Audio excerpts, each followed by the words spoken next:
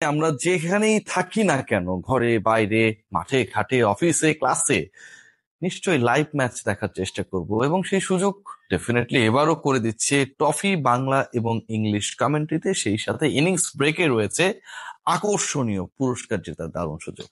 আসসালামু আলাইকুম, ওয়েলকাম করছি রিয়াসাদ আজিম। ভিন্ন ধর্ম মতাদর্শী যারা শুনছেন সবার প্রতি আন্তরিক কৃতজ্ঞতা। খুবই তাৎপর্যপূর্ণ একটা আলোচনা।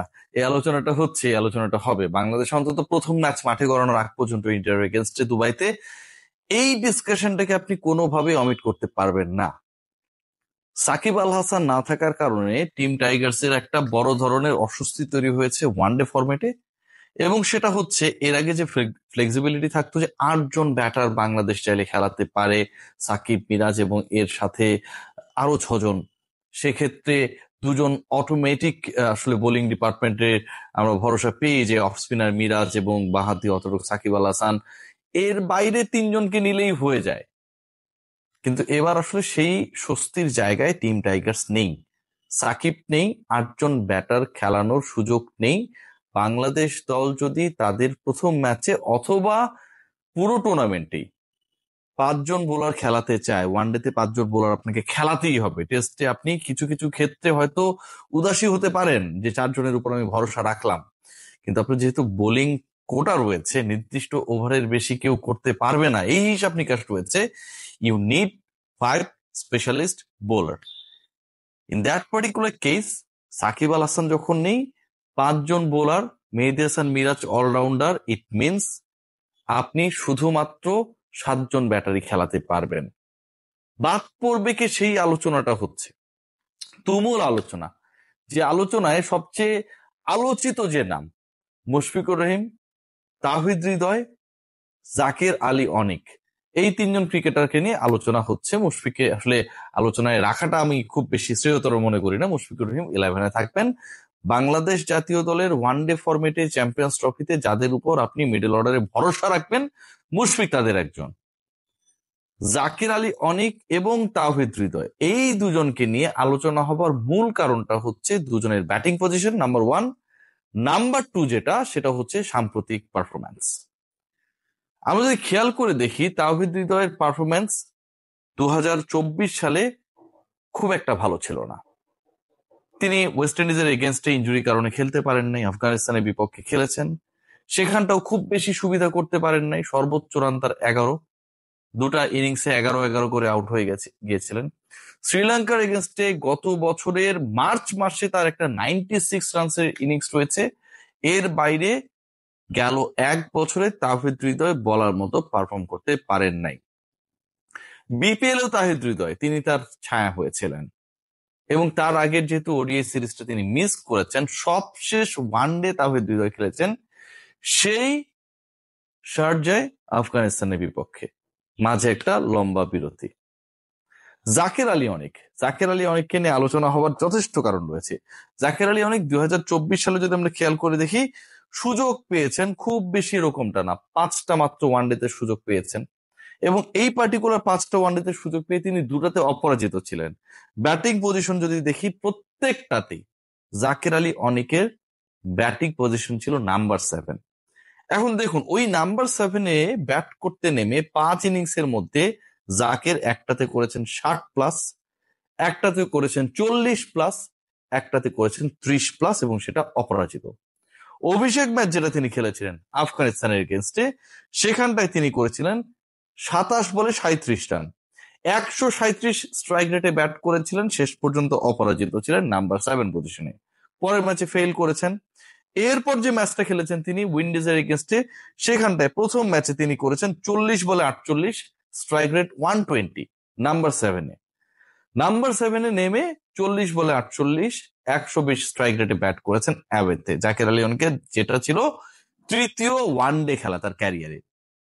এরপর খেলেছেন আবার উইন্ডিজের এগেনস্টে, সেটাতে ফেল করেছেন, পরের ম্যাচটায় 3 রান করে আউট হয়ে গেছেন। তারপরের ম্যাচ, শেষ ম্যাচ যেটা, সেটাতেও তিনি করেছেন 57 বলে 62, 108 স্ট্রাইক রেটে নট আউট ছিলেন, সবচেয়ে বড় ব্যাপার যেটা।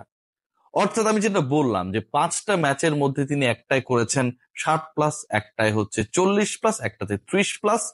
ওভারঅল এই 5 ম্যাচের যে পরিসংখ্যান, জাকের আলী অনিকের রিসেন্ট পাস্টে তিনি যেই 5টা ওয়ানডে খেলেছেন সেখানটায় তার রান করার গড় হচ্ছে 50+, দুটায় অপরাজিত, তার স্ট্রাইক রেট হচ্ছে 110+। আপনি তাওহিদ হৃদয়, যিনি গেল বছরের মার্চে একটা 96 মেরেছিলেন, তাকে 11-এ রাখবেন নাকি জাকের আলী অনেককে খেলাবেন? এই আলোচনাটা আমার কাছে মনে হয় টিম টাইগার্স এর জন্য এই মুহূর্তে সবচেয়ে বেশি অস্বস্তির, আবার সবচেয়ে বেশি ইম্পর্টেন্ট অ্যাজ ওয়েল। কারণ আপনাকে একজনকে বাদ দিতেই হবে। আমরা যদি শুরু থেকে শুরু করি তাহলে যেই 7জন ব্যাটারের হিসাবটা আমরা করব, সেখানটা শুরুতেই 2জন ওপেনার আসছেন। ডেফিনেটলি সৌম্য সরকার থাকবেন, তানজিদ তামিম থাকবেন, নাম্বার 3-তে শান্ত থাকবেন, নাম্বার 4-এ ধরে নিলাম মেহেদী হাসান মিরাজ, নাম্বার 5-এ যদি আমরা মনে করি মুশফিকুর রহিম, নাম্বার 6-এ মাহমুদুল্লাহ রিয়াদ, নাম্বার 7-এ জাকের আলী অনেক। তাহলে তাওহিদ হৃদয়ের জায়গাটা কোথায়? আবার যদি আমরা মনে করি যে তাওহিদ হৃদয় নাম্বার 5-এ খেলবেন, নাম্বার 4-এ মিরাজ, নাম্বার 3-তে শান্ত, 2জন ওপেনার, নাম্বার 6-এ মুশফিক, নাম্বার 7-এ রিয়াদ, তাহলে জাকের আলী অনেকের জায়গাটা কোথায়? এই যে একটা ডিলেমা, এবং একই সাথে ব্যাটিং অর্ডার নিয়ে যে আলোচনাটা, যেই আলোচনাটা অনেক বেশি এই মুহূর্তে বেগবান হয়েছে, মেহেদী হাসান মিরাজের ব্যাটিং পজিশনটা কোথায় হবে, এবং একই সাথে মাহমুদুল্লাহ রিয়াদ কি নাম্বার 7-এ ব্যাট করবেন? সবশেষ যে তার ওয়ানডে ইনিংস গুলো রয়েছে, সবশেষ 4টা ইনিংসে তিনি যেভাবে ব্যাট করেছেন, যেভাবে খেলেছেন, যেভাবে পারফর্ম করেছেন, এক কথায় অসাধারণ। সেই মাহমুদুল্লাহ রিয়াদকে কি বাংলাদেশ দল নিচে নামিয়ে দিবে, মানে সাথেই খেলাবে, যার পরে আর কোনো স্বীকৃত ব্যাটার থাকবে না? নাকি Bangladesh team management specially in ওডিআইতে চ্যাম্পিয়ন্স ট্রফিতে they will make a plan যে রিয়াদকে অন্তত এমন একটা ফ্লেক্সিবিলিটি রাখা হবে, তারপরেও যেন 1-2জন থাকে if Riyad need someone to make a build a good partnership. So ওই জায়গায় জাকের আলী অনেক অনেক বেশি ইফেক্টিভ হয়। অনেকের ব্যাটিং পজিশন ডেফিনেটলি রিয়াদের উপরে না। আবার যদি আমরা তাওহিদ হৃদয়কে খেলাই, তাহলে তাওহিদ হৃদয়ের ব্যাটিং পজিশন যেখানটাই হোক না কেন ডেফিনেটলি রিয়াদের উপরে। মুশফিকের ব্যাটিং পজিশন যেখানটাই হোক না কেন ডেফিনেটলি রিয়াদের উপরে। আপনাকে রিয়াদের উপর ভরসা রাখতে হবে, এবং সেই ভরসা রাখার সিচুয়েশনটা তিনি ক্রিয়েট করেছেন। জাকের আলী অনেকের সাম্প্রতিক পারফরমেন্স আপনাকে অনেক বেশি আশাবাদী করবে। তাওহিদ হৃদয়কে নিয়ে অনেক প্রত্যাশা রয়েছে, কিন্তু ওই যে 8জন ব্যাটার খেলাতে পারবো না, সাকিব আল হাসান না থাকার কারণে সেখানটা একটা সংকট তৈরি হয়েছে। সো আমার কাছে মনে হয় প্রথম ওয়ানডের আগে বাংলাদেশ দলের সবচেয়ে সংকটের জায়গা সেটা হচ্ছে 7জন ব্যাটার অ্যাকোমোডেট করা ডেফিনেটলি, এবং সেই 7জনের নাম্বার 7 কে হবে। নাম্বার 7 মানে ব্যাটিং পজিশন ওয়াইজ না, 7ম নামটা কে হবে। 6টা তো ফিক্সড, 2জন ওপেনার, শান্ত 3-এ, মিরাজ 4-এ, 5-এ যদি মুশফিককে ধরি, 6-এ রিয়াদ, 7 নাম্বার যে পজিশনটা মানে অথবা 7 নাম্বার যে ব্যাটার, সেই লোকটা কি হবে, সেই মানুষটা কি হবে, এই ডিসিশন মেক করাটা আমার কাছে মনে হয় এই মুহূর্তে সবচেয়ে কঠিন কাজ, দ্বিধার কাজ। তাওহিদ হৃদয় প্রুভেন পারফর্মার, হয়তো সময়টা খারাপ যাচ্ছে, তার মানে কি তাকে ছুড়ে ফেলা যায়? হৃদয়কে কি বাংলাদেশ ড্রপ করবে প্রথম ম্যাচে? It's a burning question. পক্ষে বিপক্ষে অসংখ্য যুক্তি আপনি দাঁড় করাতে পারবেন। আবার একই সাথে আপনি যদি চিন্তা করেন জাকের আলী অনেক, যিনি সাম্প্রতিক সময় ভালো করেছেন, সাম্প্রতিক সময়ে স্পেশালি অ্যাওয়েতে ভালো করেছে, তার প্রত্যেকটা ম্যাচ অ্যাওয়েতে খেলা। উইন্ডিজে তিনি খেলেছেন শারজাতে, ঘরের মাঠে খেলার সেই সুযোগটা তার সেভাবে হয় নাই, যেখানটায় তিনি 110+ স্ট্রাইক রেটে রান করেছেন।